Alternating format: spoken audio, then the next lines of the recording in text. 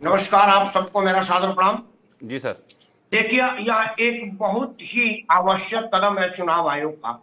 जो prima facie report आया है कि जांच में बांग्लादेश के, ममियार्का, नेपाल के लोग अगर पाए गए, एक आदमी भी अगर पाया गया है, मतलब फर्जी मतदाता है, उसका मतदान में नाम नहीं होना चाहिए।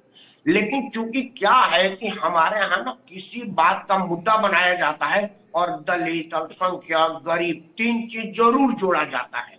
लेकिन वो जो नेपाल का मतदाता है, निश्चित तौर पर वो ना गरीब है ना दलित है, क्योंकि वो हमारा नहीं है। लेकिन फिर भी हमारे यहाँ लोगों को अलग अलग मुद्दे पर विकल्प विहीन राजनीति है, उनको कुछ ना कुछ कहना है। कुछ लोग कह रहे हैं कि यह एनआरसी है, हम कह रहे हैं डायरेक्ट है। क्यों ना एनआरसी? आप अगर केरनी जी भारत के नागरिक नहीं है और आलोक बस भारत के नागरिक नहीं है, रजत भारत के नागरिक, जो काहे मतदाता है भाई? यह भारत का चुनाव है, भारत के लिए हम विधायक, एमपी, प्रधान चुनते हैं। हमारा नेपाली को चुनाव में मतदान देगा? इस वजह से लोग घबरा रहे हैं, क्योंकि लोगों ने फर्जी मतदाता बना रखे थे। इसमें तीन तरह का फर्जीगिरी है। पहला, कि मैं पंजाब में रहता हूं, मेरा पंजाब में भी वोट है और दिल्ली में भी है और बलिया में भी है, तो हमारा वोट कट जाएगा अगर जहां से बीलो आएगा वेरिफिकेशन का। अब तर्क है कि मैं पंजाब से मजदूरी करने आया हूं, तो अब क्यों आऊं? नहीं, उसके लिए आपको ऑनलाइन वेरिफिकेशन का टाइम ऑनलाइन लीजिए, अपना प्रूफ दीजिए और अपना वेरिफिकेशन करवाइए। दूसरा, कि जो फर्जी लोग हैं, जैसे कि पिछले बार में विपक्ष ने कहा था कि एक नेता के घर में 80,000 वोटर है, तब तो बड़ा जरूरी है कि वहां पर चुनाव आयोग का आदमी जाए और 80,000 लोगों को बुला करके देखे, तो उनका नाम 100 तक कट जाएगा। वो तो भाजपा के वोटर थे, क्योंकि भाजपा के नेता का नाम रखा गया था। और तीसरा और बड़ा महत्वपूर्ण बात है कि अगर मैं जेन्युइन आदमी हूं और मेरे पास मतदान का वेरिफिकेशन के लिए कोई चुनाव आयोग का आदमी आता है, तो मुझे क्या परेशानी है? और सबसे अहम बात, कि आधार कार्ड जो है वो नागरिकता का प्रमाण नहीं है। आधार कार्ड आदमी का प्रमाण है। आदमी कहाँ का है, वह डॉक्यूमेंट जांच होगी, तब जाकर के आपका प्रमाण होगा। और यह बड़ा जरूरी है कि इन सब प्रमाणों की जांच हो जाए और यह साबित हो जाए कि मैं भारतीय हूं कि नहीं हूं। और मैं चुनाव आयोग को इस काम का पूरी पूरी प्रशंसा करता हूं, पूरा समर्थन करता हूं। पूरे देश में यह साफ में मैं मांग करता हूं। ठीक है, मैं रुक करूंगा निवास रजू जी का, जो कि आरजेडी से हमारे साथ प्रवक्ता जुड़े हुए हैं। सर, मुझे एक चीज देता है। ठीक है, मैं रुक करूंगा। राकेश सिंह परमार जी का, उनसे एक बात और समझने की कोशिश करेंगे। जिस तरीके से ये सारा मामला गरमाया हुआ है, तो मैं एक चीज़ समझूंगा आपसे कि वाकई में ये सच तो नहीं है कि गरीब और दलितों के पास डॉक्यूमेंट्स की कमी के चलते उन्हें हटाया जा रहा है? क्योंकि बहुत से ऐसे र्यूमर्स उड़ रहे हैं और लोग, विपक्ष वो लगातार इस बात पे हमलावर है। देखिए, बिना गरीब, दलित, पिछड़ा, अल्पसंख्यक कहे हुए हमारे देश की राजनीति पूरी नहीं होती। हम लोगों को इससे बचना चाहिए, चैनल वालों को। अगर आपकी बात को मैं सत्य मान लूं कि मेरे गांव के गरीब ने अब तक राशन कार्ड नहीं बनाया, इलेक्शन कार्ड नहीं बनाया, जनधन में खाता नहीं खुलवाया है और उसका आवास है ही नहीं है, तो आवास प्रमाण पत्र कहां से होगा?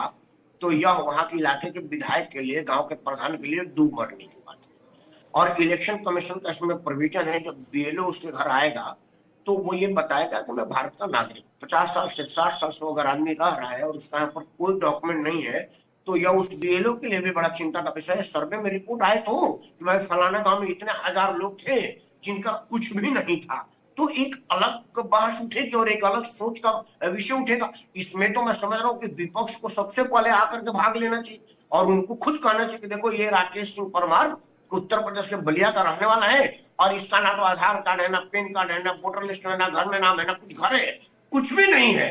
तब जाकर के एक नया बहस छुड़ेगा और हमारा नाम दर्ज हो जाएगा। मतलब हमारा विपक्ष नहीं चाहता कि राकेश सिंह परमार, जो भारतीय नागरिक है, अत्यंत गरीब है, उसका घर भी नहीं है, राशन कार्ड भी नहीं है, इलेक्शन कार्ड भी नहीं है, जनधन का खाता भी नहीं है, और हमको इस देश का नागरिक ही ना माना जाए, तो ये तो और भी बड़ा चिंता का विषय है।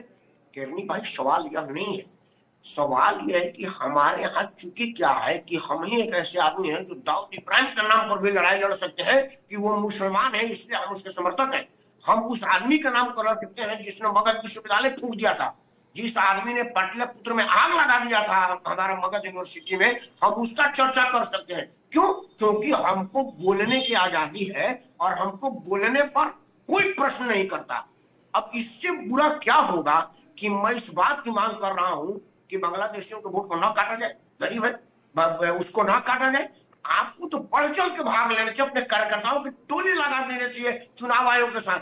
उत्तम और उचित होता कि विपक्ष के लोग अपने कार्यकर्ताओं की पूरी टोली लगा देती चुनाव आयोग के कर्मचारियों के सहयोग में कि ले आके आओ, पूछ जाओ। इसी बहाने चिन्हित हो जाएगा कि कौन भारत का है और कौन भारत में अवैध घुसपैठ के रूप में रह रहा है। आधार कार्ड, राशन कार्ड के भाई एक बात मैं जानना चाहूंगा, ये नेपाल के माध्यम से एक लड़की आगे जो भी गाजियाबाद में रह रही है, सीधे सीधे आई है कि नहीं, रोज टीवी पर वीडियो बना रही है कि नहीं। एक आदमी जब पाकिस्तान जाने पर मजबूर हुआ है अपने ये पहलगाम हादसा के बाद, तो वो बोला कि मैंने 10वीं 12वीं बीए फर्स्ट ईयर तक की पढ़ाई यहीं किया हुआ हूं। मैं पकड़ा इसलिए गया कि मेरे बाप का जांच हुआ तो वो वहां के नागरिक थे, मेरे उसके पिताजी के पास वोटर आई कार्ड था, वो उसके पास आधार कार्ड था, राशन कार्ड था, सरकार का राशन ले रहा था। लेकिन जब उसके पिताजी की जांच हुई तो पता चला कि उसका पाकिस्तानी पासपोर्ट है। वो जाकर के फिर भारत में पकड़ा गया है। ये कितना बड़ा साजिश हमारे देश में हो रहा है। एक मौका है आधार कार्ड वेरिफिकेशन की जगह कि ये किया जाए। आधार कार्ड वेरिफिकेशन यूनिवर्सल होता है, पैन कार्ड यूनिवर्सल होता है, लेकिन आवास प्रमाण पत्र यूनिवर्सल नहीं होता। अगर मैं बलिया में हूं तो मेरा बलिया में घर है तो बलिया में पंजीकृत होगा, वो दिल्ली में पंजीकृत नहीं हो सकता। मतलब यह पहचान है कि यह मैं बलिया में रहता हूं, मेरे बलिया का घर है। बिल्कुल राकेश जी, मेरा समय कम है, आपकी बात बिल्कुल सही है, मेरे पास समय कम है, आपने बहुत अच्छे पॉइंट्स रखे हैं ये, और मैं रुक करूंगा। मेरे साथ प्रवक्ता जुड़े, वहां भारतीय जनता पार्टी का जो है सो जीत हुई और वो सरकार बनाने में सफल रहे। उसी के बिहार में जो है वो एनडीए हार रही है, इसकी के कारण जो है वो फर्जी मतदाता को जोड़ने किस रही है। मैं कल का बात बता रहा हूं, मैं आगे का नहीं, मैं कल ही का घटना बता रहा हूं। पटना में जो है यहाँ पे गांधी मैदान मरीन ड्राइव है, वहां पे क्या किए कुछ लोगों ने, जो फॉर्म भर के बीएलओ वाला फॉर्म भर के और उसको जो है फर्जी रूप में उसको सिस्टम पे अपलोड कर दिया और सभी मतदाता फॉर्म को फेंक दिया गया। ये वीडियो पूरा वायरल है, आप इसको देख सकते हैं। तो ये सारी चीज का जो है षड्यंत्र रचा जा रहा है।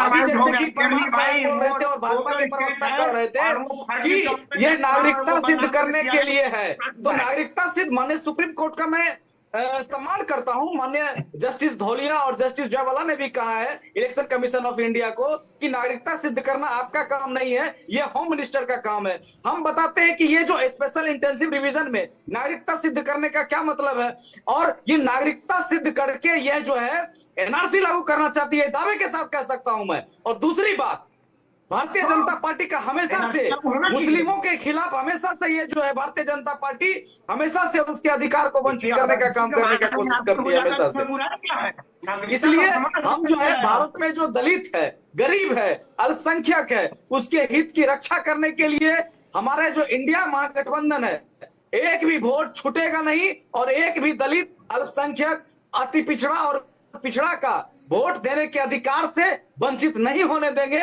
जो भारतीय संविधान का वही तो इलेक्शन कमीशन कर रहा है, वो वंचित तो नहीं रहेगा, पर जो उसका वैध दस्तावेज ही नहीं है वो वोट डालने का अधिकार कहां से पाता है। जिस तरह से बिहार में जो ईडी, सीबीआई और जो है ये इनकम, देखिए मेरा मुद्दा ही नहीं है, भारतीय जनता पार्टी अपना निवास रजत जी, मेरा ये मुद्दा ही नहीं है, ईडी सीबीआई का मेरा मुद्दा नहीं है। समय कम है मेरे पास, ये समय जाया हो रहा है, मेरा समय कम है। मैं सिर्फ इतनी सी बात कहूंगा कि ये मेरा मुद्दा नहीं है, और ये भी बात सही है कि इलेक्शन कमीशन अपना काम कर रहा है, तो वो अगर किसी में वैध दस्तावेज नहीं है तो वो वोट देने का हकदार कहां से होगा। जी आलोक वत्स जी, मेरा समय कम है, क्या ये सर एक मिनट सर, बोलिए 8 करोड़ फर्जी मतदाता बता रहे हैं, तो इसके हिसाब से तो प्रधानमंत्री भी फर्जी हुए, तो प्रधानमंत्री को कहिए इस्तीफा देने के लिए। पहले यही वोटर्स थे ना उस समय भी, कहिए इस्तीफा देने के लिए। लोगों से मेरा समय कम है, वरना मैं जवाब देता। आप जवाब दीजिए फटाफट जल्दी। देखिए रजक जी ने अपनी बात की पुष्टि खुद कर दी कि हम दलित, गरीब, मुसलमान का एक भी वोट नहीं कटने देंगे। तो जब वोटर लिस्ट ठीक हो जाएगा, सही हो जाएगा, तो इनको क्या दिक्कत है, लड़े चुनाव उस पे। 20 वर्ष से तो नहीं आए सत्ता में, अब आगे भी नहीं आने का कोई उम्मीद है। अगर वोटर लिस्ट का शुद्धिकरण हो रहा है तो इनके पेट में दर्द क्यों हो रहा है? क्योंकि इनके पास जो फर्जी मतदाता है वो उसको ये अपना वोट बैंक मान रहे हैं। तो दूसरे देश के नागरिक से हम आपको नहीं ना चुनाव लड़ने देंगे। अगर ये कवायद हो रही है, देर से ही सही माना, लेकिन ये अच्छी कवायद हो रही है ना, इससे वोटर लिस्ट का शुद्धिकरण ही तो होगा और कुछ नहीं होगा। जो लोग नहीं है मतदाता उनके नाम हटाए जाएंगे, जो लोग डुप्लीकेट हैं उनके नाम हटाए जाएंगे, और जिसका छूट गया है वो अपना एप्लीकेशन देके अपना नाम दर्ज करा सकता है। जी। उसमें सहयोग कीजिए, रादर देन ये गोल गोल बातें और ये सब करके आप जो चाहते हैं कि देश के प्रधानमंत्री रिजाइन कर दें, वो रिजाइन कर दें, ये बात कहना बेतुकी है। देश की जनता ने उनको चुना है और लोकतंत्र में जनता का ही अधिकार सर्वोपरि है। एक मिनट सर, इसलिए क्या आप 10 कृपया करोड़ गलत क्या बातें 10 ना करोड़ करें। जनता का आप कर पाएंगे, इसकी गारंटी है? इलेक्शन कमीशन तो खुद कंफ्यूज है। 10 करोड़ जनता का आप कर सकते इतने कम समय में? जब 2024 में चुनाव हुआ तो तुरंत बिल्कुल बात क्यों नहीं करेंगे, कराया गया स्पेशल बिल्कुल इंटेंसिव करेंगे, रिवीजन? मैं तो सम्मान बिल्कुल करता हूं करेंगे, सुप्रीम नहीं कोर्ट कर को। पाए तो और दूसरी बात, सुप्रीम हम कोर्ट ने थोड़ी है कहा कि करने वाले। आधार कार्ड पैन कार्ड लेना चाहिए, तो क्यों नहीं आधार कार्ड और वोटर आईडी कार्ड को लिया जाए? चलिए मैं तो सुप्रीम सवाल पे कोर्ट का छोड़े रहना जाता हूं, कर रही समय है मेरे पास इलेक्शन कम है। कमीशन ऑफ धन्यवाद, इंडिया। मैं एनआरसी लागू धन्यवाद नहीं आपके होने अनुसार दूंगा। आलोक वत्स जी, आपका भी निवास जी, आपका भी राकेश सिंह परमार जी, आपका भी तीनों का बहुत बहुत धन्यवाद हमारे जुड़ने के लिए और अपने अहम पॉइंट्स जो हैं वो रखने के लिए, क्योंकि ये बड़ा इंपॉर्टेंट हो जाता है कि देर से आए दुरुस्त आए, पर दुरुस्त आए